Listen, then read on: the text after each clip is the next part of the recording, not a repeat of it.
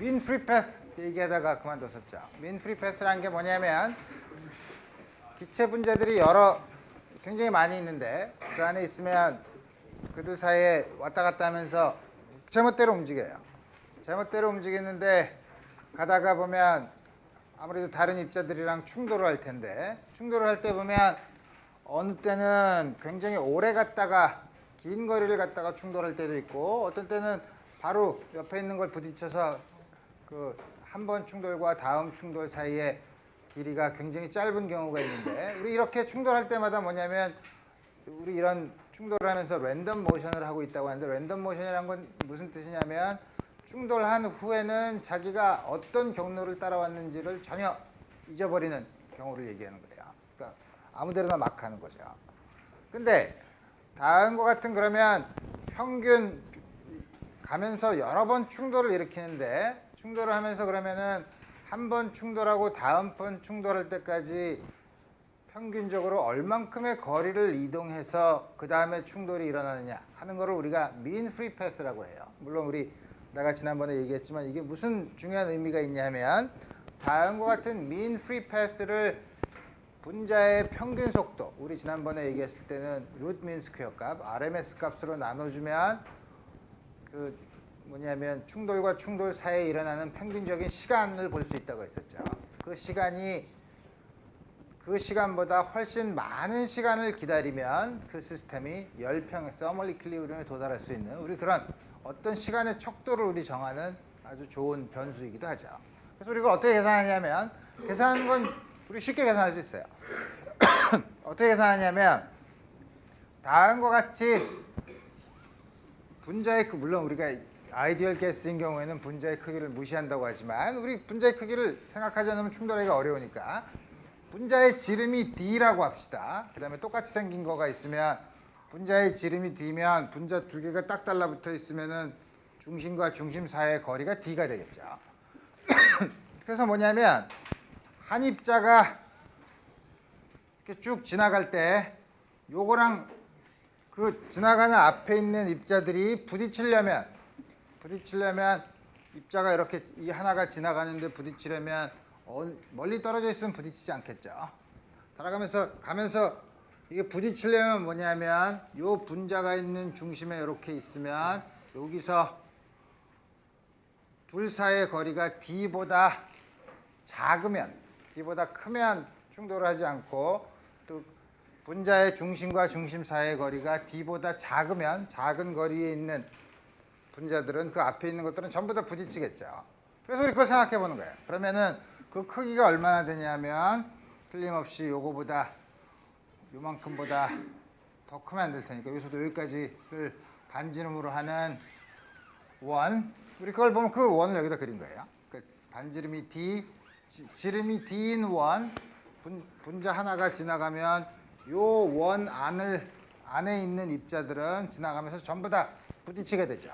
그래서 우리 보면 이 D라는 지름을 가지는 원에 그게 입자가 좀 똑바로 간다고 생각하면 똑바로 V라는 속도로 가는데 그 가는 시간을 델타 T라고 하면 가는 동안 요 안에 다음과 같은 부피가 생길 테고 그럼 요 안에 부피 안에 있는 입자들이랑은 전부 부딪히겠죠. 요게 똑바로 쭉 간다고 하면 다 부딪히겠죠. 그래서 우리 그 부딪히는 개수를 세는 거예요.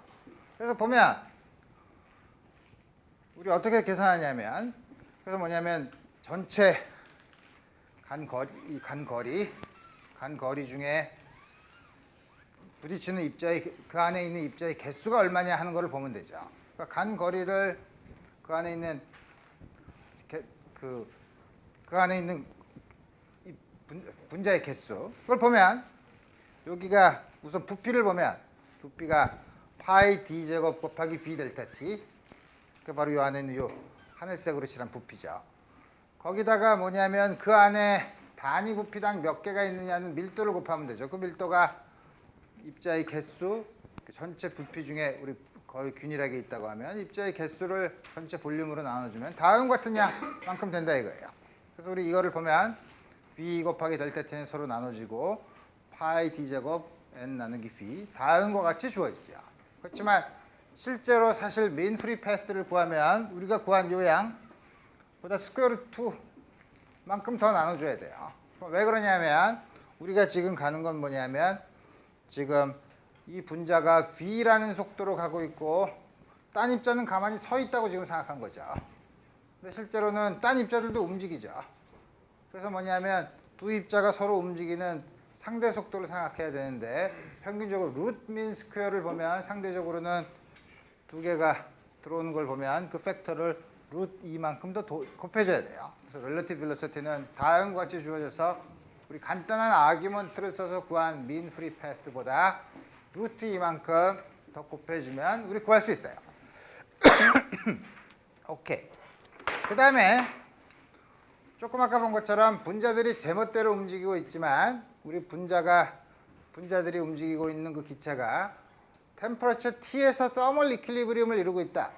서멀 이퀄리브리움을 이루고 있다고 하면 그 안에 있는 분자들은 제멋대로 움직여서 속도의 평균값은 0이고 왜냐하면 랜덤 모션이니까 이쪽으로 가는 게 있으면 반드시 반대쪽으로 가는 게 서로 상쇄돼서 평균적으로는 0이지만 루트 민 스퀘어 값은 그렇지 않죠. 루트 민 스퀘어 값은 분자의 평균 운동 에너지에 해당되는 양이고 근데 보면 분자들이 꼭 루트 민 스퀘어 값의 속도만 가지고 있냐 하면 그렇진 않죠. 분자가 어떤 건 속도가 굉장히 빠른 게 있고 어떤 건 속도가 느린 게 있고 이런 것들이 여러 개가 섞여 있겠죠.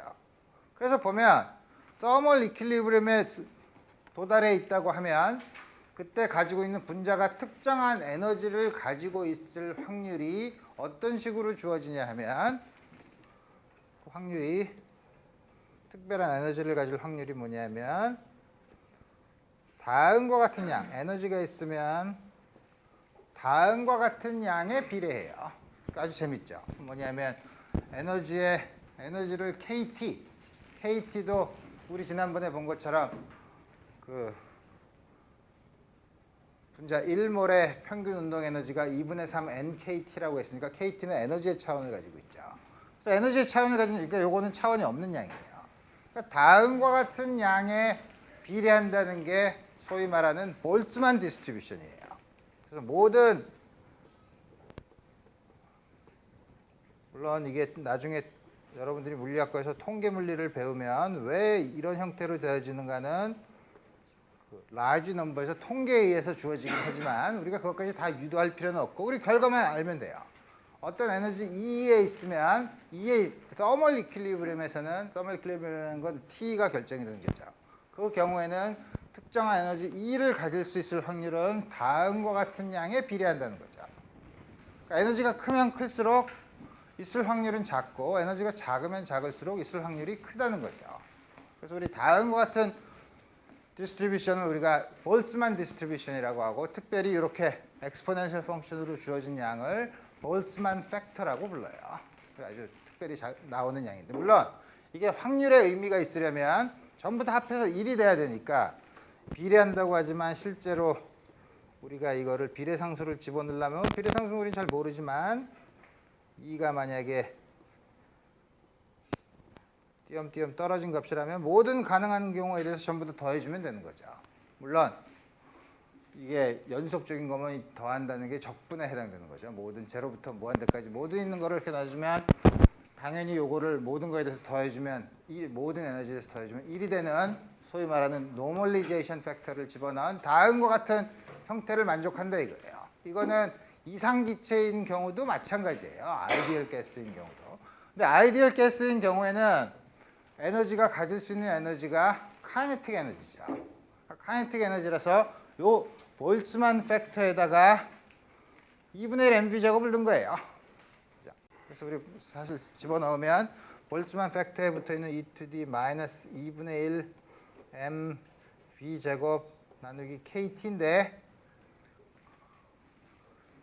분자 분모에다가 어디 갔어? 분자 분모에다가 개수 무슨 개수를 곱하나? 아보가드로 넘버를 곱하면 똑같죠.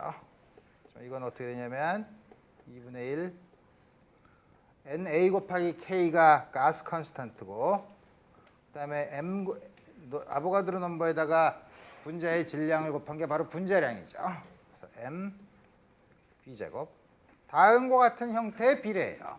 특히 볼츠만 디스트리뷰션의 특별한 경우인 프리 파티클, 다시 말하면 아이디얼 가스인 경우에 속도의 제곱이 엑스포넨셜 팩터에 비례하는 양 다음과 같이 붙어있는 디스트리뷰션을 우리가 맥스웰 디스트리뷰션이라고 불러요. 아이디얼 가스인 경우에는 다음과 같은 에너지가 크면 클수록 훨씬 더 에너지 있을 확률이 줄어드는 다음과 같은 형태를 띠는 거죠. 오케이. 그래서 여기 있는 거 보면 반드시 그런 것 같아 보이진 않죠. 요 형태는 맞는데 요 앞에 있는 비례상수는 굉장히 복잡해 보이지만 요거를 제로부터 무한대까지 속도 v를 제로부터 무한대까지 적분하면 1이 되도록 만드는 노멀리제이션 컨스탄트인 것 같고 요 앞에 v제곱이 더 있죠. 이거는 여러분들이 어떻게 해석을 하냐면 우리가 원래 계산하는 건 P2인데 요거는 뭐냐면 P2 곱하기 DE 사실은 다음과 같이 주어져야 되죠. DE라는 작은 에너지 구간 안에 다음과 같은 있을 확률을 요게 사실은 이제 확률에서 요게 확률 덴서티라고 우리 생각할 수 있는데 우리 여기서 뭐냐면 그래서 우리 에너지를 쓰면 어떻게 쓰나 밑에 있는 PV라는 양이 요걸 만족하도록 만들어주면 만족하도록 앞에 있는 노멀리제이션 컨스탄트를 맞춰준 거예요. 근데 왜 앞에 V제곱이 붙었냐면 원래 P 그러면 V로 쓰면 아까 본 것처럼 some constant e to the minus 2RT분의 mV제곱인데 우리 이거는 속도가 어느 방향이냐 사실 속도 방향이나 이런 거에 일반적으로 의존하지만 여기 나와 있는 팩터는 방향에 의존하지 않죠. 그래서 뭐냐면 근데 노멀리제이션을 쓰려고 하면은 우리가 모든 dvx, dvy, dvz 세 개에 대해서 전부 다 적분한 게 이게 1이 돼야 되죠. 근데 우리 원래는 다음과 같이 써야 돼요. 다음과 같이 써야 되는데 이게 속도의 방향에 의존하지 않고 크기에만 의존한다고 하면 앞에 있는 이 양을 고쳐줘야 되죠. 방향에만 의존하면 어떻게 되죠? 우리 어느 방향이든 상관이 없으니까 반지름이 V인 곳에 방향이 어느 곳인 스피어가 있으면 V가 있고 dV가 있는 곳에서는 다시 말하면 V만큼 크기가 있고 V가 있고 dV 요 안에 있는 요 볼륨에 대해서 적분을 해준다. 요 볼륨이 얼마냐 하면 4파이 제곱 V 제곱 곱하기 dV죠. 그리고 요거는 어떻게 쓸 수 있냐면 인테그랄 4파이 V 제곱 dV PV 다음과 같이 주어지죠. 그래서 요거랑 같다고 본 거예요. 왜냐하면 dV로 0부터 무한대까지 하고 난 다음에 남는 거를 요건 PV 요건 속도의 방향에 상관없는 양으로 정했기 때문에 요 양을 앞에서 본 PV로 정한 거죠. 그래서 보면 앞에 있는 요 V제곱 그다음에 4파이 그 양이 더 붙어 있는 거예요. 사실은 그냥 PV로 쓰면 벡터로 쓰면 그냥 요 형태로 그냥 주어져 있는 거죠.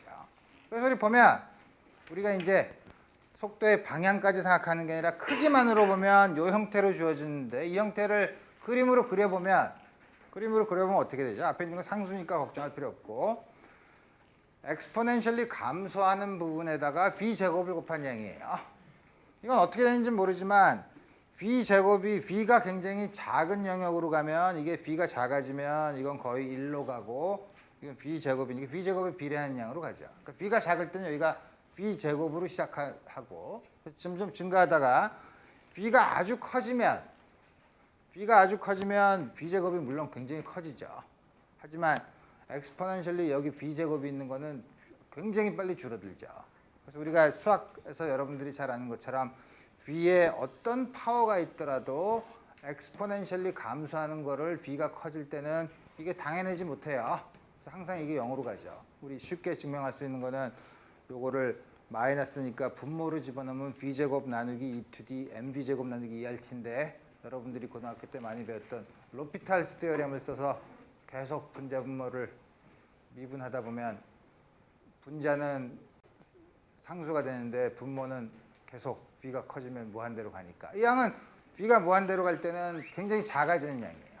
그래서 여기서는 늘어나고 무한대로 갈 때는 충분히 작아지면 틀림없이 그 안에서 한 번 이렇게 구부러지겠죠. 그래서 다음과 같은 형태로 나타나요. 볼츠만 디스트리뷰션은 굉장히 우선 여기 요 양을 본다면 PV를 본다면 요거니까 그냥 엑스포넨셜리 감소하는 거지만 V의 크기까지 넣어서 이렇게 집어넣으면 다음과 같은 디스트리뷰션을 한다 이거예요. 그러면 우리가 다음과 같은 특징을 보면 물론 이거 주어진 템퍼러처에 대해서 그런 거고 템퍼러처가 그러면 크면 템퍼러처가 크다는 거는 여기 있는 요게 커진다는 거죠. 물론 앞에 있는 템퍼러처가 크면 앞에 있는 노멀리제이션도 좀 작아지긴 하지만 템퍼러처가 크면 서프레스 되는 게 훨씬 더 적어지죠. T가 크면 V가 아무리 커져도 굉장히 훨씬 더 커져야지 이게 빨리 줄어드니까 템퍼러처가 크면 클수록 줄어드는 게 훨씬 더 천천히 줄어들죠. 그렇다는 거는 템퍼러처가 작을 때 템퍼러처가 클 때 다음 것이 템퍼러처가 클수록 여기 있는 피크가 점점 오른쪽으로 이동한다는 걸 알 수 있어요. 그래서 우리 다음과 같은 특징을 볼 수 있고 그래서 우리 보면 다음과 같은 디스트리뷰션을 보면 우리 어떤 걸 생각하면 되냐 어떤 걸 우리 볼 수 있냐면 다음과 같은 velocity의 디스트리뷰션이 있을 경우 이 디스트리뷰션을 특징을 짓는 속도들이 몇 개 있는데 그 속도가 제일 처음에 봤던 게 뭐냐면 우리가 봤던 루트 민 스퀘어 값 루트 민 스퀘어 값은 어떻게 하죠? V 제곱에 대한 expectation value를 스퀘어 루트를 취한 거죠.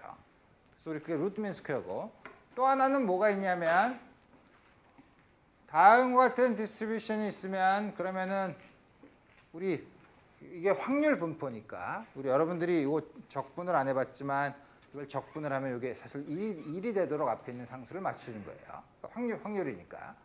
그러면은 루트 민 스퀘어가 아니라 우리 뭘 보냐 하면 그냥 속도의 크기에 속도의 방향을 생각하지 않고 크기만 보는 거니까 아까 루트 민 스퀘어는 V 제곱의 기대값에 대해서 스퀘어 루트를 취하는 양이고 그럼 V에 대한 expectation value는 여기다가 V를 곱한 다음에 전부 다 적분을 해주면 V에 대한 expectation value가 나오겠죠. 그게 뭐냐면 V average 값. 그 다음에 또 하나는 다음과 같이 있으니까 이게 맥시멈이 되는 값. 그 점에서의 속도. 이렇게 세 개가 있을 수 있죠. 그걸 우리가 소위 말하는 가장 확률이 큰 곳이니까 most probable speed라고 얘기해요.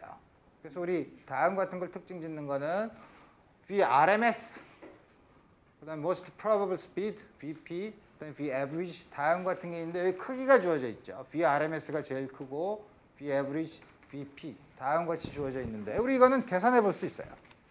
계산해 보면 average speed는 이걸 계산하면 된다는 거죠. V 이게 확률이니까 확률에다가 V를 곱한 다음에 적분을 하면 여러분들이 조금 아까 엑스포넨셜에 V 제곱에 비례하는 양이 있는 걸 우리가 흔히 가우시안 함수라고 하는데 그 적분은 여러분들이 아직 안 해봤으니까 계산하면 다음과 같이 주어져요. 파이 n분의 8RT V 제곱은 우리 해봤어요. 우리 벌써 해본 양이니까 그건 n분의 3RT VRMS면은 n분의 3RT 스퀘어 루트 most probable speed는 앞에 있는 요 식을 요게 최대값을 가진다니까 뭐냐면 미분을 해서 0이 되는 곳에서 그 엑스트레멈 그 값을 가지죠. 그중에서 물론 0도 있을 테고 무한대도 있지만 우리 그거는 관심 있는 부분이 아니고 그 나머지 부분 0이 아닌 부분에서 V가 0이거나 무한대가 아닌 부분에서 기울기가 0이 되는 부분은 딱 하나 있을 거예요. 그 점을 구하면 다음과 같이 주어져. 이거 잘못 주어진 것 같은데 스퀘어 루트가 있어야 되는데 다음과 같이 주어지죠. 그래서 보면 우리가 비교해야 될 게 뭐냐면 n분의 rt는 전부 다 똑같고 요거는 8 나누기 파이 파이가 대략 3.14니까 이게 얼마가 되나 8 나누기 파이는 2. 얼마가 될 테고 요건 3 요건 2죠. 그러니까 어느 게 제일 크냐면 루트 민 스퀘어 값이 제일 크고 그 다음에 average value 그 다음에 most probable speed가 그 순서대로 작아질 텐데, 그래서 앞에 보면 RMS, average value, 그 다음에 most probable speed, 다음과 같은 차례대로 이제 주어진다는 거죠. 자, 그래서 우리 이제 다른 관점에서 우리 이 시스템을 보자 이거예요. 우리 시스템에 우리 지난번에 스페시픽 히트를 배웠죠. 스페시픽 히트가 뭐죠? 단위 질량 혹은 단위 몰당 온도의 변화에 따라서 들어온 열이 얼마냐. 우리 이런 걸 들어온 열을 단위 온도당 열이 얼만큼 열 출입이 있느냐 하는 거를 우리 스페시픽 히트로 봤었죠. 그래서 우리 단위 질량당으로 생각하면 분자의 질량 혹은 기체의 질량을 생각하기 어려우니까 기체는 대부분 몰을 가지고 따지니까 우리 앞으로는 이 스페시픽 히트는 몰당 비율로 생각할 거예요. 스페시픽 히트는 근데 재밌는 건 뭐냐면 볼륨을 고정시키는 경우랑 볼륨을 고정시키지 않는 경우랑 스페시픽 히트의 값이 달라요. 꼭 당연한 게 뭐냐면 우리가 연력학 제1법칙을 보면 연력학 제1법칙은 들어온 열은 내부 에너지를 변화시키거나 나머지는 일을 한다는 거죠. 근데 이걸 변화시키는데 만약에 다음과 같이 부피가 고정이 돼 있으면 델타 W가 0이죠. 한 역학적인 일이 0이면 내부 에너지만 올리면 돼요. 그렇죠? 내부 에너지가 올리면 이건 순전히 템퍼러처만 의존하는 양이죠. 그러니까 이걸 올리면 템퍼러처가 바로 올라가는데 이게 움직여서 역학적인 일을 하면 들어온 열이 있더라도 템퍼러처를 올리는데 이게 없는 것보다는 템퍼러처를 많이 올리지 못하겠죠. 그래서 뭐냐면 단위 온도 변화당 들어온 열 에너지가 얼마냐 하는데 역학적인 일을 하지 않으면 들어온 열에 대해서 온도가 잘 올라가지만 다른 데도 역학적인 일을 쓰면 들어온 열이 있어도 온도가 잘 안 올라가죠. 그래서 역학적인 일을 할 경우에는 좀 더 스페시픽 히트가 커질 걸 예상할 수 있어요. 그래서 우리 그 두 가지 경우를 나눠서 할 거예요. 하나는 볼륨이 고정되어 있는 경우, 하나는 볼륨이 고정되는 건 우리 어떻게 한다면 여기다 이렇게 피스톤에다가 핀을 박아놔서 움직이지 않게 하면 볼륨이 고정되어 있는 경우죠. 또 한 가지는 이걸 빼놓고 템퍼처 여기서 슬슬 열 에너지를 공급해주면 요 위에 납주가 있으면 우리 프레셔가 항상 일정한 경우니까 컨스턴트 프레셔인 경우, 컨스턴트 볼륨인 경우 우리 두 경우에 대해서 몰당 스페시픽 히트를 볼 거예요. 그래서 우리 먼저 다음과 같은 볼륨을 고정시켜 놓은 경우 다음과 같은 경우에 이 기체의 스페시픽 히트, 몰라 스페시픽 히트를 생각해 봅시다. 어떻게 하냐면 스페시픽 히트의 정의는 당연히 다음과 같이 주어져 있어요. 이게 뭐냐면 우리 이걸 이쪽으로 넘기면 우리 쉽게 알 수 있죠. 들어온 열 에너지는 N 곱하기 CV, 이게 몰당 비열이니까 몰당 비열에다가 스페시픽 히트에다 몰수를 곱해주고 거기다 온도 차이를 곱해준 거죠. 그거를 이쪽으로 다 보내서 그러면 요 밑에 있는 V라는 거는 서브스크립트는 그걸 고정해줬다는 걸 뜻하고 그래서 볼륨을 고정한 곳에서의 몰당 스페시픽 히트. 우리 그때 보통 스페시픽 히트는 소문자로 썼는데 기체인 경우는 그냥 대문자로 써요. 그래서 우리 히트 커패시터랑 헷갈릴 수 있지만 기체를 나타낼 때는 우리 다음과 같이 쓰고 CV는 몰당이니까 몰수로 나눠지고 들어온 열을 그때 온도 변화로 나눠주는 그때 여기서 물론 여기 V라고 쓴 건 뭐냐면 이 과정에 따라서 뭐냐면 델타 Q는 프로세스 디펜던트하다 그랬죠. 내부 에너지의 변화는 프로세스에 상관이 없지만 처음과 마지막 상태를 결정해 주면 되지만 역학적인 일이나 열 에너지의 출입은 경로에 따라서 혹은 과정에 따라서 다르다고 했었죠. 그래서 뭐냐면 이 양을 밑에다가 V가 고정된 다시 말하면 constant volume 프로세스일 경우에 이 양을 계산한다는 거예요. 그래서 이 constant volume에서의 specific heat를 정의한 거는 여러 가지 subscript가 있지만 우리 이런 것들은 그 무엇을 의미하는가는 이제는 분명하게 알 수 있죠. 이제 우리는 이걸 계산만 하면 돼요. 어떻게 계산하냐? 내부 에너지는 어떻게 한다 그랬었죠? 우리 지난번에 본 것처럼 분자의 평균 에너지에다가 분자의 개수, 이게 몰수에다가 아보가드로 넘버를 곱한 게 분자의 개수죠. 기체 안에. 요거는 보면 에브리지는 얼마라 그랬었냐면 2분의 3 KT라고 했었어요. 2분의 3 KT니까 아보가드로 넘버에다가 K를 곱한 게 가스 컨스턴트 R이라고 했으니까 2분의 3 nRT예요. 아주 간단하게 쓸 수 있죠. 내부 에너지는 온도에 비례하는데 2분의 3 nRT로 주어지죠. 그 다음에 여기 있는 식을 다시 이렇게 옆으로 곱해서 쓰면 델타 Q는 NCV 곱하기 델타 T죠. 다음 같은 식을 쓰면 우리 그리고 나서 연력학 제1법칙을 써요. 내부 에너지의 변화는 델타 Q 들어온 출입된 열 에너지 중에서 역학적인 일을 한 걸 빼면 그 나머지가 내부 에너지 변화를 한다는 거죠. 그걸 쓰면 델타 Q에다 NCV 델타 T, 여기는 이 식을 쓰고 워크는 안 한다 그랬죠. 여기서는 고정돼 있으니까. 그래서 뭐냐면 내부 에너지는 여기서 보면 이게 0이니까 NCV 델타 T예요. 그러면 에너지가 여기 주어져 있는데 에너지는 온도만의 함수라 그랬으니까 델타 E는 어떻게 주어지죠? 이게 2분의 3 NR 2분의 3 NR 델타 T로 주어지죠. 양변에서 비교해보면 델타 T도 없어지고 스몰 n도 없어지고 CV는 2분의 3R로 주어져요. 아주 간단하게 주어지죠.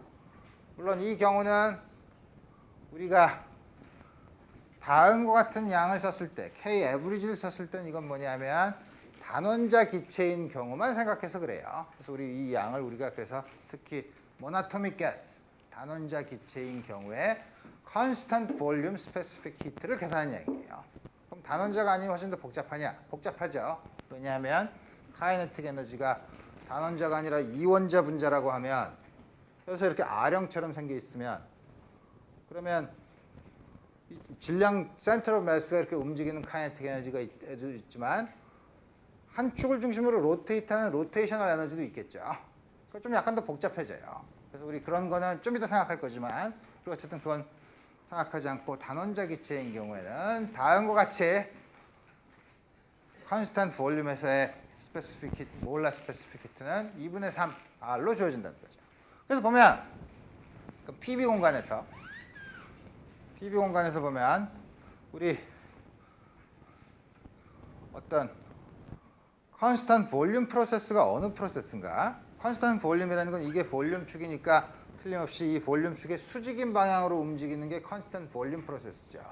여기 한 처음에 이니셜 스테이트 그게 뭐냐면 P가 프레셔는 P, 볼륨은 V인 곳에서 다른 프레셔 P 플러스 델타 P인 곳으로 올라갔다고 생각해 봅시다. 물론 컨스턴트 볼륨 프로세스니까 볼륨 변하지 않죠. 다음과 같이 주어져 있으면 틀림없이 이 점은 우리 이상기체니까 아이디얼게 쓰면 P 곱하기 V는 nRT라는 T가 고정되어 있으면 다음과 같은 쌍곡선 중에 일부에 그 점 위에 있겠죠. 이 점은 이 위에 있지 않죠. 이 위에 있지 않다는 것은 뭐냐면 다른 온도에서의 상태에 해당되죠. 그러니까 뭐냐면 이게 T라면 이건 틀림없이 온도가 변한 그 상태에서 다음과 같은 곳으로 있을 테고 물론 P도 압력도 다음과 같이 변하는 이 상태로 옮겨갔을 때 우리 뭐냐면 들어오는 열 에너지를 온도의 변화로 나눠준 양 그 양을 우리가 몰라 스페시픽 히트로 우리 생각하는 거예요. 그러면 컨스턴트 프레셔인 경우는 우리 등압 비율이라고 하는데 컨스턴트 프레셔라는 거는 여기 아무 핀을 빼놓고 여기 자유롭게 움직일 수 있는 경우 그러면 이 안에 항상 P로 유지될 이게 압력이 항상 일정하니까 P로 유지될 테니까 우리 그 경우는 역시 PB 공간에서 보면 이제는 컨스턴트 프레셔인 경우에는 프레셔가 일정한 곳이니까 이니셜 스테이트에서 다음과 같이 가면 이렇게 팽창하는 경우 볼륨이 늘어나는 경우 프레셔는 일정하고 여기서 다음과 같이 움직이는 상태죠. 물론 이게 등원 곡선 파이널 스테이트는 다른 등원 곡선에 있겠죠. 근데 이 그림을 보면 다음 같은 상태는 이게 틀림없이 델타 T가 양수니까 좀 더 템퍼러처가 올라간 곳을 볼 거예요. 그래서 우리 보면 여기서도 밑에 있는 CP는 프레셔가 일정했을 때의 몰라 스페시픽 히트는 몰수로 나눠주고 역시 들어온 열 에너지를 온도 변화로 나눠준 양인데 이 델타 Q가 역시 프로세스에 의존하기 때문에 특별히 그 프로세스를 지정을 해줘야 되는데 밑에 있는 서브스크립트는 프레셔를 일정하게 만들어주는 그런 프로세스라는 거죠. 우리 보면 여기서도 델타 Q는 이 관계에서 보면 이제는 아까 볼륨 일정한 등적 과정에서는 이게 델타 Q가 NCV 델타 T였는데 이젠 그렇지 않죠. NCP 델타 T로 주어지고 그래서 우리 보면 내부 에너지의 변화는 역시 연력학 제1법칙을 써요. 그 다음에 여기서 볼륨이 델타 V만큼 늘어났다고 하면 그러면 당연히 한 일은 P 델타 V죠. 근데 뭐냐면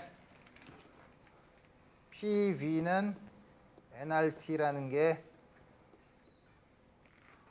이상기체의 상태 방정식인데 여기서 우리 뭐냐면 컨스턴트 프레셔면 이게 일정하다는 거죠. 이게 일정하면 이것도 상수고 V는 T에 비례하는 양이죠. 그래서 여기서 변화가 있다는 거는 델타 P는 없고 여기서 조금 변했다고 하면 P는 등압 과정에서는 P는 그대로 있고 델타 V는 델타 T의 관계가 있으니까 여기서 P 델타 V 대신에 NR 델타 T를 써줄 수 있죠. 그래서 이게 뭐냐면 우리 물리적으로 해석을 하면 역학적인 일을 하지 않으면 들어온 열 에너지는 전부 다 내부 에너지를 증가시키는 게 썼지만 이제는 뭐냐면 외부에 일을 하면 들어온 열 에너지 중에서 외부에 한 일을 뺀 나머지만 내부 에너지를 증가시킬 수 있다는 거죠. 그래서 우리 보면 여기서 역시 이제 이걸 쓰면 되죠. 여기서 Q도 사실은 엄밀하게 보면 델타 Q라고 써야 되는데 다 이렇게 써야 되는데 우리 이 양은 델타 E는 뭐랑 같죠? 우리 앞에서 구한 거랑 똑같아요. 2분의 3 nRT인데 그게 뭐냐면 n 곱하기 CV 델타 T예요. 그죠? 앞에서 구한 양이죠. 이건 이렇게 쓸 수가 있는 게 뭐냐면 이거는 움직이는 과정에 상관없다 그랬죠. 그러니까 우리 이건 항상 다음과 같이 쓸 수 있어요. 그래서 우리 이 식을 비교해서 보면 델타 Q는 N CV 플러스 R 델타 T 그래서 뭐냐면 우리의 CP는 조금 아까 위에서 정의한 것처럼 델타 Q 나누기 델타 T P인 경우가 CV 플러스 R이죠. 그래서 우리 다음과 같이 주어져요. 그래서 단원자 기체인 경우에는 이게 얼마였더라? 2분의 3R 그러니까 이게 2분의 5R이 되죠. 더 크죠. 왜냐하면 온도가 잘 다 안 올라갔기 때문에 그래요. 온도차가 좀 더 CV를 구할 때보다는 역학적인 일로 내부 에너지를 온도를 잘 증가시키지 못했기 때문에 이 양이 더 작아지고 같은 열 에너지라고 하더라도 그래서 뭐냐면 CP가 CV보다 항상 R만큼 더 크죠. 또 하나 재미있는 과정이 있어요. 이번에는 아디아베릭 익스펜션이에요. 아디아베릭이라는 거는 밑에 열 에너지의 출입이 없이 열 에너지의 출입이 없는 다음과 같은 경우예요. 다음 같은 경우에 이게 한 상태에서 쭉 늘어나는 경우 이때는 어떻게 스페시픽 히트를 정하느냐 하는 것을 봐야 되죠. 그것도 중요하지만 스페시픽 히트를 하는 것보다 우리가 틀림없이 이 경우에는 아디아베릭 프로세스에서는 연력학 제1법칙을 쓰면 dq, 델타 q가 0이니까 그러면 델타 q는 틀림없이 내부 에너지를 변화시키거나 한 일이라고 하니까 이게 0이니까 역학적인 일을 하면 다시 말하면 팽창하면 내부 에너지가 줄어들고 압축이 되면 내부 에너지가 늘어나죠. 다시 말하면 팽창하면 온도가 줄어들고 압축되면 온도가 늘어난다는 뜻이에요. 그래서 보면 자음 같은 처음 상태에서 우리 PB 공간에서 이렇게 간다는 거는 부피가 늘어나니까 외부의 역학적인 일을 하는 거죠. 그러면 당연히 내부 에너지가 줄어드니까 여기 있으면은 어떤 틀림없이 등원 곡선 위에 있을 텐데 틀림없이 하면은 내부 온도가 줄어드니까 다른 등온 선상 위에 있게 되죠. 그러니까 틀림없이 이 아디아베릭 과정은 어떤 특별한 곡선을 그릴 텐데 그거는 반드시 등온 과정, 아이소서멀 프로세스의 라인과 일치하진 않죠. 왜냐하면 가면서 온도가 바뀌니까. 그러면 우리 이 식은 PV는 nRT로 주어지는 곡선인데 아이소서멀 프로세스에서는 아디아베릭 프로세스에서 다음같이 연두색으로 칠한 과정은 도대체 어떤 곡선을 그리는가를 우리 한번 생각해 봅시다. 어떤 곡선을 그리는가 생각해 보는데 우리 그것도 식을 보면 복잡해 보이지만 차근차근 보면 우리 별로 복잡하지 않아. 이때는 뭐냐면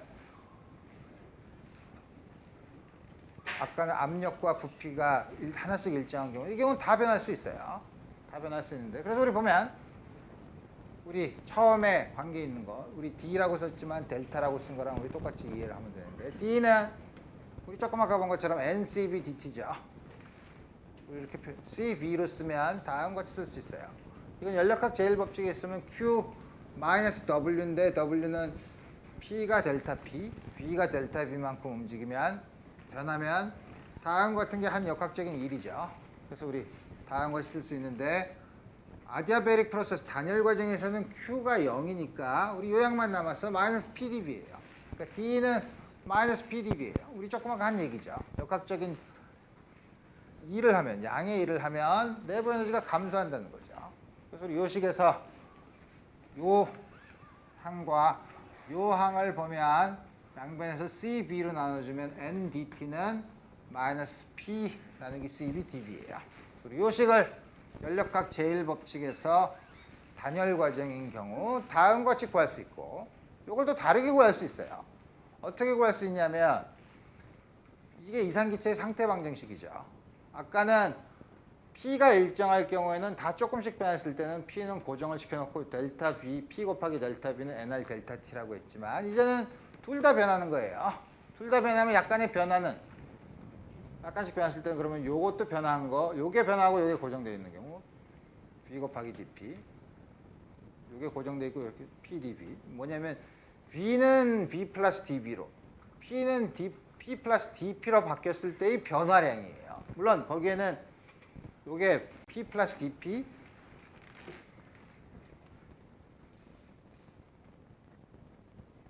V 플러스 dV NR T 플러스 D 델타 DT 다음과 같이 놓고 양변에서 D 조그만 양에 해당되는 것에 의존하지 않는 양은 PV는 NRT는 이상기체 상태 방정식에서 없어지고 그 다음에 작은 인피니테시멀한 양의 1차식은 dP 곱하기 V 더하기 P 곱하기 dV는 NR 곱하기 델타 T, DT 다음 같은 식이 주어지고 그 다음에 여기서는 이 양도 있죠. dP 곱하기 dV도 있죠. 근데 그 양은 dP나 dV가 굉장히 작으면 dP 곱하기 dV는 훨씬 더 작죠. 그래서 우리 그건 무시하는 거예요. 그래서 우리 그 변화량을 쓰면 여기서 마치 미분할 때처럼 생각하면 돼요. 요건 고정돼 있고 변하는 거 PdV 더하기 그다음에 요게 고정돼 있고 VdP는 NRDT. 다음과 같이 쓸 수 있죠. 여기서 쓰면 요 관계에서 보면 NR이 나왔죠. R은 우리 조금 아까 본 것처럼 CP-CV래요. 우리 다음과 같이 썼어요. 그래서 우리 뭐냐면 요 식과 요 식을 비교해 보면 NDT는 CP-CV분의 PdV 플러스 VdP예요. 이상한 짓 했지만 우리가 뭘 얻었냐면 두 개의 식을 얻었어요. 뭘 얻었냐면 요 식과 요 식을 얻었죠. 비교해 보면 왼쪽이 똑같아요. NDT로 똑같죠. 따라서 오른쪽이 같아야 되죠. 오른쪽이 같으면 이제부터 계산을 하면 되죠. 마이너스 P CV dV는 CP 마이너스 CV PdV VdP 양변에 이거 CV를 이쪽으로 곱해주고 CP 마이너스 CV를 왼쪽으로 곱해주면 마이너스 PdV CP 마이너스 CV는 CV PDV, VDP. 다음 같이 쓸 수 있는데 잘 보면 이 뒤에 있는 양은 마이너스는 플러스니까 CV, PDV. 오른쪽도 CV, PDV. 두 개가 서로 없어지죠. 양이 서로 없어지니까 남는 건 뭐냐면 뭐가 남나? 다 오른쪽으로 넘기면 P, DV, CP 더하기 CV, VDP는 0이죠. 여기서 양변을 P 곱하기 V로 나눠주면 PV로 나눠주면 이건 V고 이거는 PB로 나눠주면 P고 그 다음에 양변을 다시 CV로 나눠주면 DP, P, CP, CV 0이죠. 그래서 우리가 뭐냐면 요 식을 얻었어요. 이거 적분하면 상수죠. 적분할 이제 왜 이렇게 따로 끄집어냈냐면 이제 적분할 수 있어요. 요 양은 적분하면 P분의 1을 적분하면 로그 P죠. 요거 적분하면 CB분의 CP의 로그 V죠. 그래서 뭐냐면 로그 P 더하기 요 CP 나누기 CV를 밑에 있는 것처럼 감마라고 쓸 거예요. 단원자 기체인 경우에는 요게 2분의 3R, 요게 2분의 5R이니까 단원자 기체인 경우에 감마가 3분의 5죠.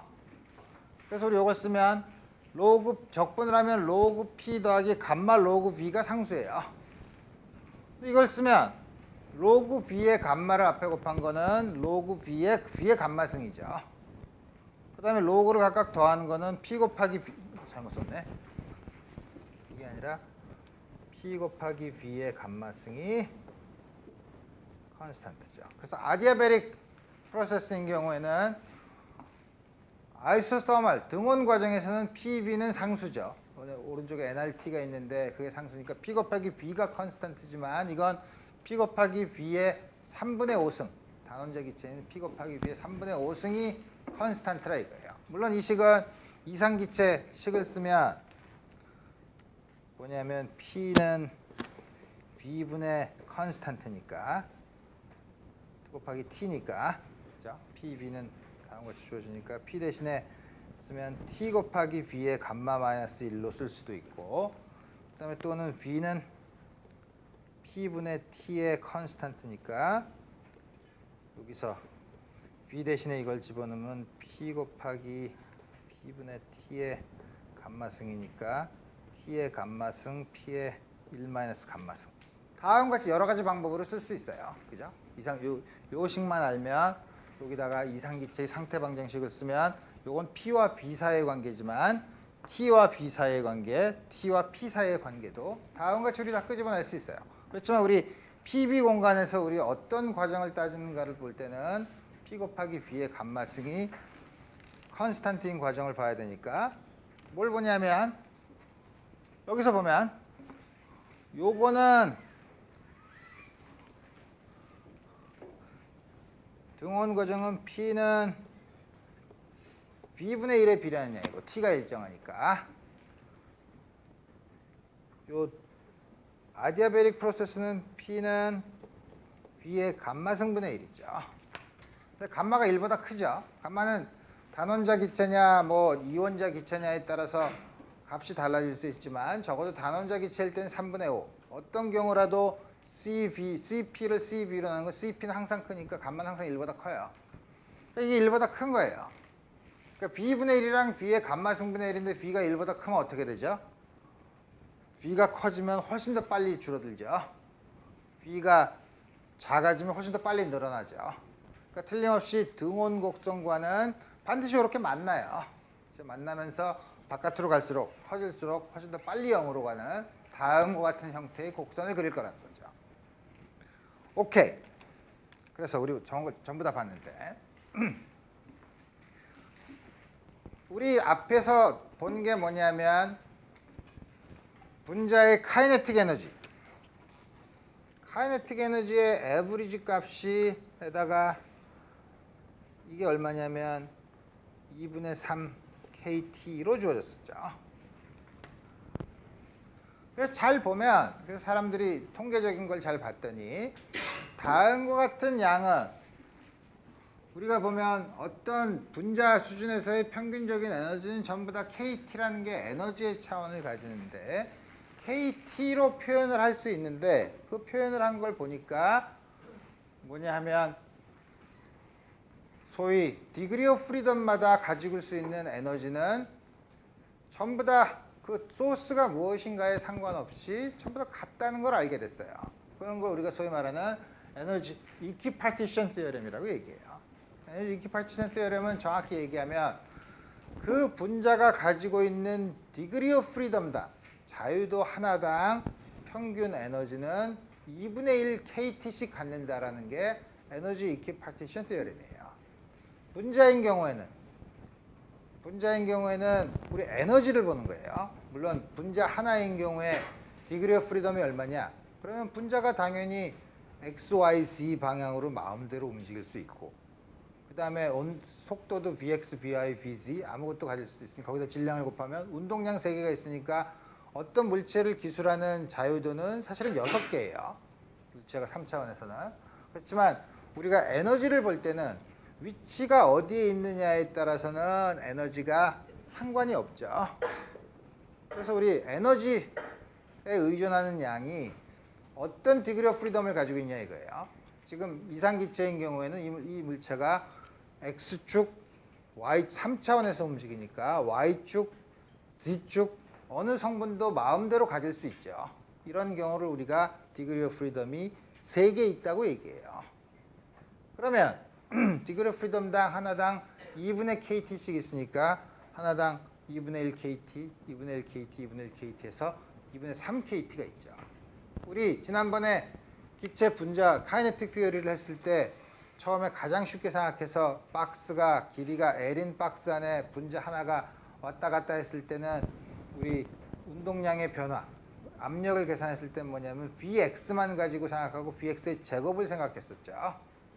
그런 다음에 뭐냐면 그걸 V제곱으로 Vx제곱 더하기 Vy제곱 더하기 Vz제곱으로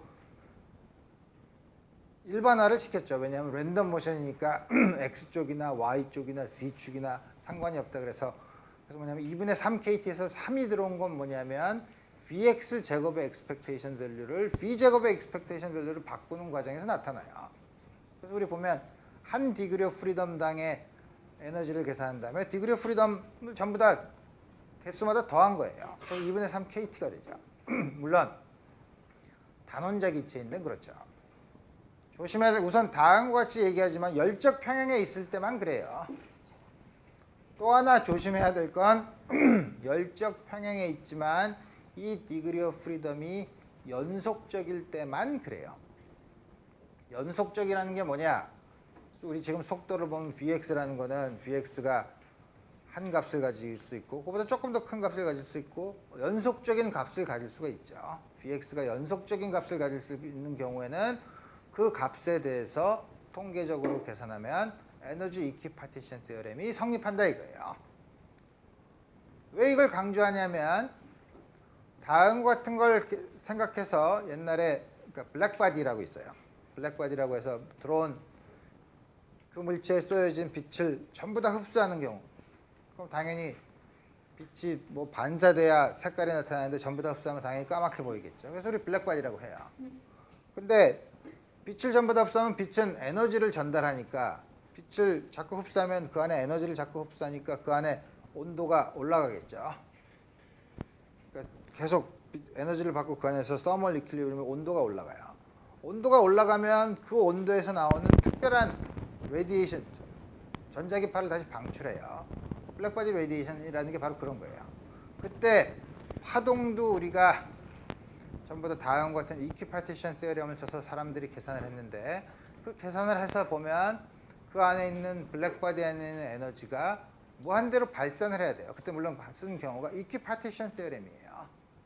틀린 데는 하나도 없지만 이 세상에는 무한대란 값은 없어요. 무한대는 우리 머릿속에만 있는 양이지 물리적인 양은 무한대란 양은 없어요. 그래서 플랑크가 처음에 블랙바디 레디에이션을 고칠 수 있는 아이디어는 뭐냐면 오케이. 그 계산을 아무리 봐도 틀린 데는 하나도 없으면 그 계산을 사용하기 위한 가장 중요한 과정이 뭐냐? 그 중에 하나가 이퀴파티션 시어렘이에요.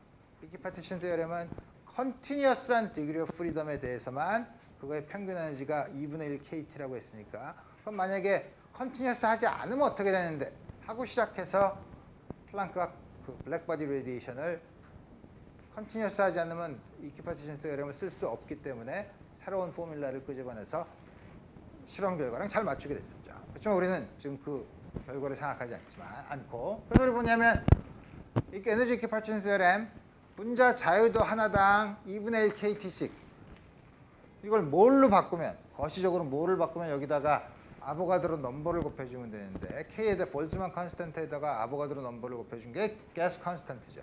그래서 뭐냐면 디그리 오브 프리덤당 2분의 1 KT 몰당 2분의 RT만큼의 에너지가 있다. 따라서 그냥 단원자 기체인 경우에는 X축 B에 움직이는 게 X축 운동 에너지, Y축 Z축의 운동 에너지 3개가 디그리 오브 프리덤이 3개 있으니까 2분의 1 KT에 3배를 곱해서 2분의 3 KT가 되는 거예요. 단원자 분자인 경우, 힐륨 같은 경우에 그렇죠. 산소 분자 같은 경우에는 이렇게 이원자 분자인 경우에는 다음과 같이 R형처럼 생겼어요. 그럼 이때 디그리 오브 프리덤은 뭐가 더 있냐면 질량 중심이 역시 X, Y, Z 방향으로 마음대로 움직일 수 있지만 또 하나는 뭐냐면 이 축을 중심으로 회전을 할 수 있죠. 축을 중심으로 회전을 하는데 이 축을 중심으로 회전하는 거, 이 축을 중심으로 회전하는 거, 물론 회전하는 것도 3개가 있을 수 있네. 이 축을 중심으로 회전하는 거. 근데 불행하게도 이 축을 중심으로 회전하는 거는 모먼트 오브 이너시아가 0이에요. 자, 이쪽으로는 로테이션에 대한 카이네틱 에너지가 없어요. 그래서 디그리 오브 프리덤은 회전에 대해서는 요거가 모먼트 오브 이너시아가 가장 큰 이쪽 방향의 회전, 이쪽 방향의 회전 2개밖에 없죠. 그래서 이원자 분자인 경우에는 분자가 생긴 모양이 R형처럼 생겼기 때문에 회전축에 대해서 움직이는 3개의 카이네틱 에너지가 하나는 다르죠. 하나는 이상적인 경우에는 모먼트 오브 이너시아가 이 축에 대해서는 0이기 때문에 회전에 의한 디그리 오브 프리덤이 2개예요. 그래서 디그리 오브 프리덤을 다 세보면 질량 중심이 움직이는 거 3개, 중심을 지나는 축에 대한 회전이 디그리 오브 프리덤이 2개, 5개죠. 그래서 2분의 5 KT예요. 다원자 분자인 경우에는 우리 특별한 한 축에 대해서 모먼트 오브 이너시아가 0이 되는 경우가 없죠. 이 경우는 질량 중심이 움직이고 메세인 분자고 질량 중심이 움직이는 거 그 다음에 축이 X축, Y축, Z축에 대해서 회전하는 거 전부 다 해서 2분의 1 KT씩 6개 3KT죠. 소리 다음 6개인가? 그럼 맞죠. 3KT, 2분의 5 KT 다음과 같이 주어져요. 그래서 이제 점점 복잡한 게 뭐냐면 또 이원자 분자면 조금 아까 본 것처럼 질량 중심이 움직이는 거 그 다음에 회전하는 거 또 하나는 뭐가 있죠? 진동하는 것도 있어요. 그죠? 진동하는 거는 디그리 오브 프리덤이 뭔가 이쪽 이게 이렇게 매달려 있으니까 이렇게밖에 진동을 하니까 진동하는 게 하나 있죠. 그죠? 그래서 뭐냐면 디그리 오브 프리덤이 그러면 3개, 2개, 오실레이션 1개, 6개네. 그럼 이것도 3KT네. 그럼 이것도 진동을 하나? 그럼 도대체 어떻게 세야 되나? 헷갈리죠? 그래서 잘 보면 이렇게 생각해야 되지만 우리 이게 고전적이라는 게 뭐냐면 템퍼러처가 아주 높은 데예요. 근데 우리 뭐 어떤 걸 생각하냐면 우리 잘 생각해 봐야 돼요. 뭘 생각해 보냐면 이 분자가 질량 중심이 이렇게 움직이는 거. 이렇게 움직이는 거는 이 분자의 운동 에너지가 아주 작아도 되고 아주 커도 이렇게 움직일 수 있죠. 그죠? 회전하는 거는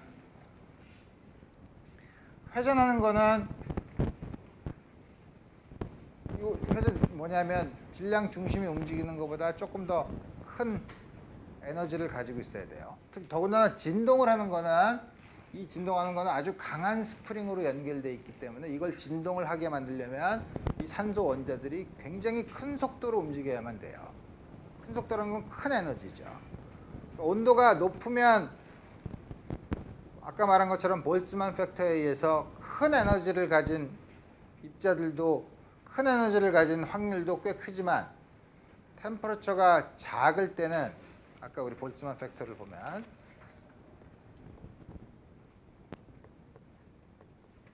템퍼러처가 작으면 가지고 있는 에너지가 굉장히 크면 에너지가 템퍼러처에 비해서 굉장히 크면 이 양이 굉장히 서프레스 되죠. 굉장히 작아지죠.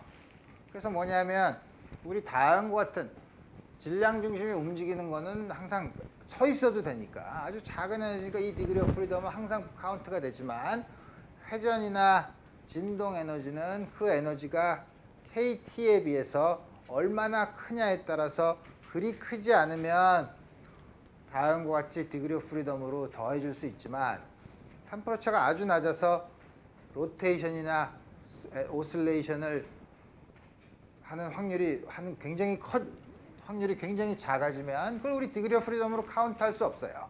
그래서 우리 뭐냐면 이 디그리 오브 프리덤을 더하는 거는 KT와 E 사이의 그걸 비교를 해야 돼요. 점점 갈수록 복잡해지죠.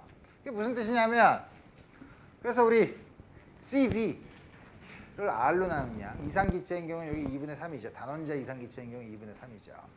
그래서 그거를 그러니까 뭐냐면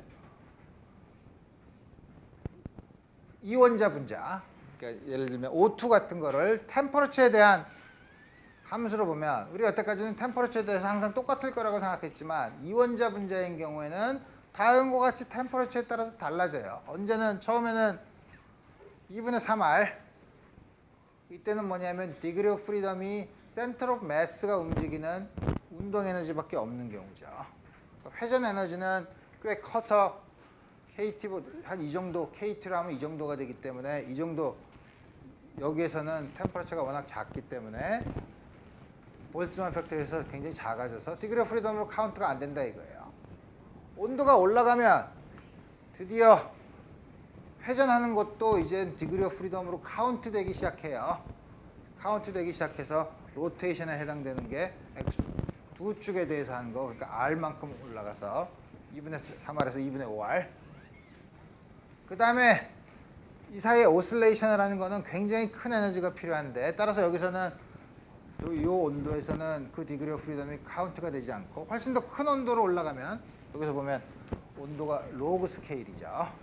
같은 거리라도 굉장히 많은 온도가 올라가서 오실레이션까지 디그리 오브 프리덤을 생각하면 오실레이션에 해당되는 거를 하나 더 이걸 왜 두 개를 했나? 하나 두 개를 한 이유는 두 개가 오실레이션을 하면 두 개가 질량 중심에 대해서 어떻게 움직이나 질량 중심에 대해서 이렇게 움직이는 경우도 있고 질량 중심에 대해서 이렇게 움직이는 경우도 있어요. 오실레이션 하나가 진동하는 거 하나가 진동하는 거 두 개의 모드라고 생각을 하면 돼요. 그래서 다음과 같이 올라가죠. 그래서 보면 이게 소위 양자역학에서 온도에 따라서 디그리 오브 프리덤을 카운트하는 방법이 달라지죠. 그래서 우리 디그리 오브 프리덤당 에너지는 2분의 1 KT지만 디그리 오브 프리덤을 어떻게 카운트하느냐는 온도에 따라서 달라요. 물론 단원자 기체인 경우에는 이런 로테이션이나 오실레이션에 대한 디그리 오브 프리덤이 없으니까 단원자 기체인 경우에는 계속 이게 2분의 3으로 남아있겠죠. 오케이. 그래서 우리 드디어 19장을 다 했고 대망의 마지막 챕터 20장이에요. 그래서 여러분들 학기 말 시험을 3차 시험을 6월 14일? 6월 14일 날 보니까 우리 다음 목요일 날은 이번 목요일 날은 현충일이니까 쉬고 그 다음 주 한 번 그러니까 다음 주 한 번 더 하면 우리 끝낼 수 있을 거라고 봐요. 그리고 그 다음에 1시간이 나오면 또 문제를 더 풀 수 있는 거죠. 자, 그래서 우리 드디어 연력학 아주 왜 이거를 법칙으로 삼았을까를 의심스럽게 하는 연력학 제0법칙 좀 중요하죠. 그 다음에 에너지 보존 법칙에 해당되는 연력학 제1법칙 그 다음에 연력학 제2법칙만 남았어요. 그래서 이 마지막 챕터에서는 연력학 제2법칙을 우리 볼 거예요. 그럼 연력학 제2법칙이 나타내는 게 뭐냐? 이 자연계에서 보면 약간 좀 이상한 얘기예요. 어떤 이상한 얘기냐면 여태껏 우리 자연계에서 일어나는 일 중에서 우리가 보면 아 이건 일어나지 않는 일이야 하는 걸 우리 알 수 있는 게 있어요. 예를 들면 달걀이 위에서 떨어져서 탁 깨지면 우리 그거를 비디오 카메라로 찍은 다음에 거꾸로 돌리면 깨진 달걀이 쫙 모여서 원래 달걀로 되죠. 근데 그러면 그 두 개를 틀어주면 틀림없이 여러분들은 아 이건 틀림없이 찍었다가 거꾸로 돌린 거다라고 알죠. 그러니까 시간의 흐름이 어디로 가는가를 알아요. 물론 달걀을 떨어뜨려서 깨면 달걀이 밑에서 이렇게 올라온다는 게 우선 말이 안 되죠. 그럼 우리 다른 예를 들면 돼요. 뭐냐면 이거 나무막대기지만 쇠막대기가 있으면 오랜 시간이 있으면 주위 공기랑 열적 평형에 도달해서 똑같은 온도로 공기와 똑같은 온도로 이렇게 열적 평형에 있게 되죠.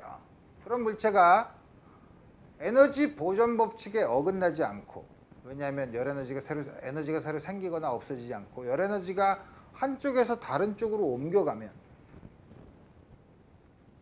그럼 가만히 있던 템퍼러처 T로 있던 막대기가 갑자기 한쪽은 뜨거워지고 한쪽은 차가워지면 그런 일 안 일어나죠.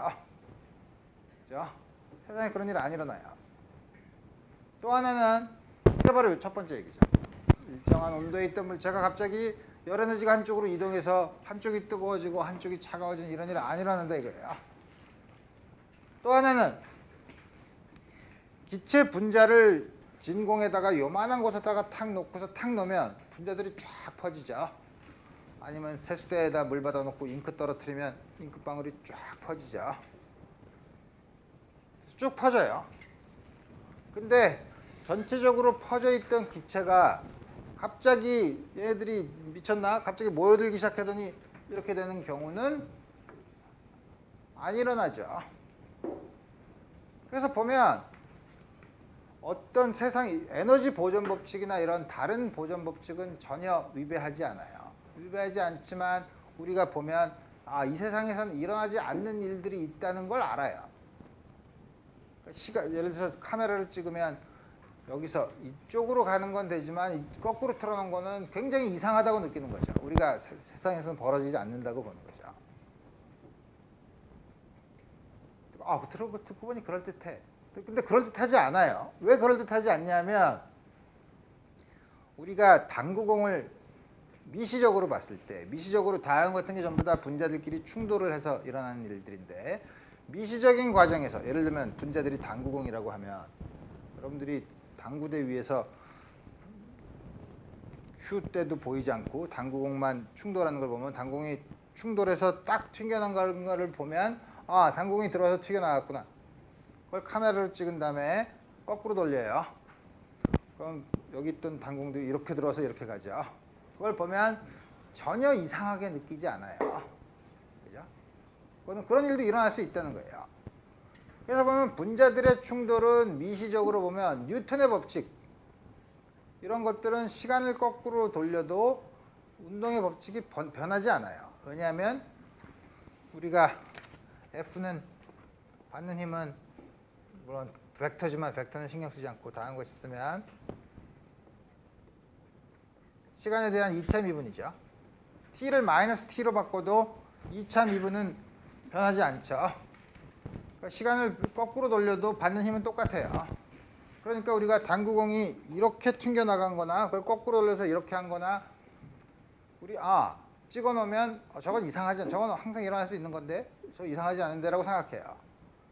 그래서 뭐냐면 분자 수준에서는 이런 걸 우리가 소위 뭐냐면 타임 리버설이라고 해요.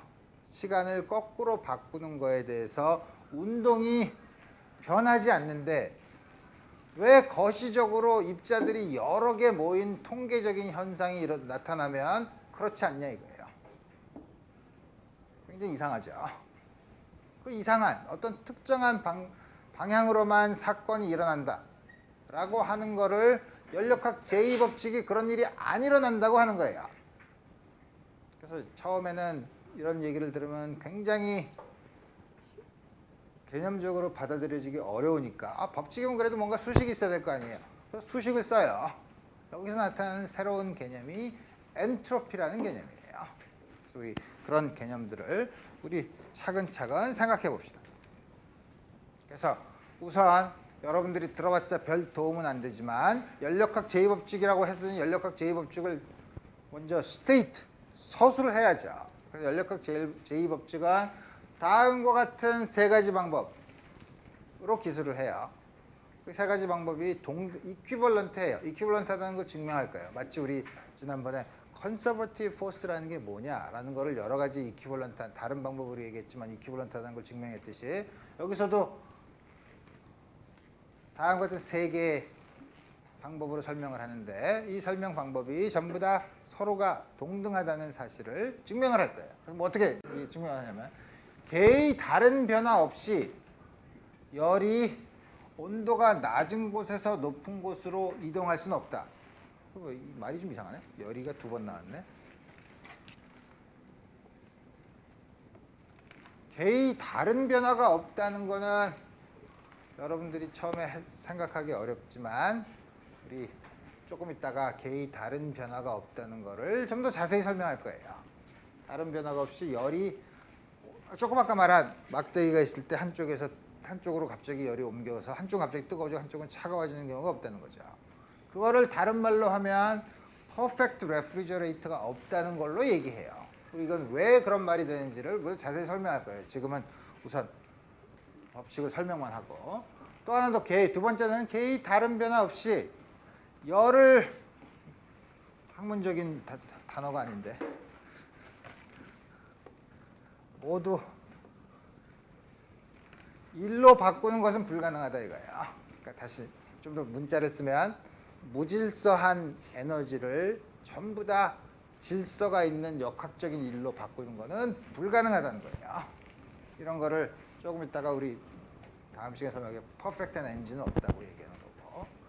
세 번째는 말을 여러분들한테 의미가 없죠. 엔트로피를 정의도 하지 않았는데 엔트로피라는 양을 수식적으로 정의할 거예요. 그 엔트로피가 고립계라는 건 닫혀있는 게여서 그 안에 바깥에서부터의 외부의 열 출입이 없는 혹은 에너지의 교환이 없는 그런 걸 우리가 아이솔레이티드 시스템이라고 하는데 아이솔레이티드 시스템의 연력학적 과정에서 엔트로피는 감소할 수 없다 이거예요. 이퀄리브리엄 프로세스 항상 우리 지난번에 쿼시 스태틱 프로세스라고 했죠. PV 공간에서 계속 열평형을 이루면서 가서 다시 거꾸로 돌아올 수 있는 소위 리버서블 프로세스인 경우는 각각의 순간마다 엔트로피가 변하지 않아요. 엔트로피 변화가 0이에요. 그렇지 않은 이리버서블 프로세스, 프리 익스펜션이나 이런 모든 것들은 가역 과정이 아닌 비가역 과정은 전부 다 항상 엔트로피가 증가해요. 이 세상에서 일어나는 고립계에서 일어나는 프로세스는 엔트로피가 감소할 수 없다는 게 연력학 제2법칙이에요. 그러면 우리 앞으로 남은 시간에서 여러분들한테 강의할 건 이게 도대체 뭘 의미하는 거냐? 이게 뭘 의미하는 거냐? 엔트로피는 도대체 뭐냐? 그래서 이게 어떻게 되는 거냐? 한 다음에 이 세 개의 관계가 어떻게 해서 동등하게 되는 건가를 여러분들한테 보여주면 되는 거죠. 그래서 엔트로피는 어떻게 정의하냐? 다음과 같이 정의해요. 델타 DS는 T분의 dQ로 정의해요. 주어진 온도에 대해서 들어오는 열 에너지가 있으면 그만큼 엔트로피가 증가한다는 거죠. 그래서 우리 엔트로피는 다음과 같이 정의해요. 우리 보면 우리 dQ는 아까 말한 것처럼 상태 변수가 아니라 그랬어요. 상태 변수라는 건 뭐냐면 어느 처음에 PV 공간에서 열평형의 한 상태에서 다른 상태가 결정이 되면 경로에 상관없이 그 양이 일정한, 예를 들면 내부 에너지 같은 게 그렇죠. 그런 건 상태 변수지만 dQ는 상태 변수가 아니죠. 경로에 따라서 다른 양이죠. 그러니까 DS도 그러면은 엔트로피도 상태 변수가 아닌 것처럼 보이지만 놀랍게도 델타 dQ를 템퍼러처로 나눠준 양은 경로에 상관이 없어요. 그래서 우리 DS라는 이 델타 S라는 양은 첫 점과 끝점, PB 공간에서의 첫 점과 끝점에만 의존하는 상태 변수예요. 내부 에너지와 마찬가지로. 그래서 우리 그때 이 엔트로피를 다음과 같이 정의하면 우리 여러 가지 과정에서의 엔트로피를 생각할 수 있는데 여기서 엔트로피를 보여준 거는 여러분들이 나중에 엔트로피를 쓸 때 다시 한번 보여줄 테고 다음 시간에는 연력학 제2법칙의 첫 번째랑 두 번째가 왜 연력학 제2법칙에 해당되는가 하는 거를 여러분들이랑 좀 생각해 보도록 합시다. 오늘 여기까지 하겠어요.